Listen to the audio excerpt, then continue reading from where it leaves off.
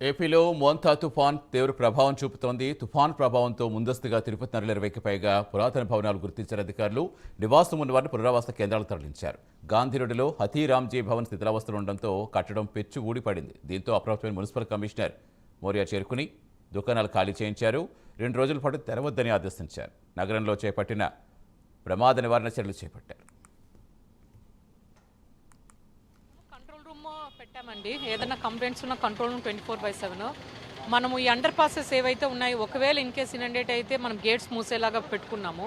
తర్వాత జేసీబీలు పెట్టి drains blockages ఎక్కువ ఫ్లోటింగ్ మ్యాటర్ వస్తుంది, రిమూవ్ చేస్తున్నాము.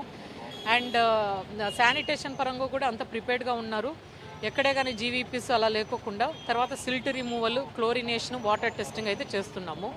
ఏది అయినా ట్రీస్ పడిపోతున్న డీలాబరేటెడ్ హౌసెస్ ముందుగానే వాళ్ళకి అలర్ట్ చేసి షిఫ్ట్ చేయమని చెప్తున్నాం. ఐడెంటిఫై చేసాం, 14 బిల్డింగ్స్ ఐడెంటిఫై చేసి నోటీసెస్ ఇచ్చి వాళ్ళని ఎవాక్యుయేట్ కూడా చేయమని చెప్పడం జరిగింది.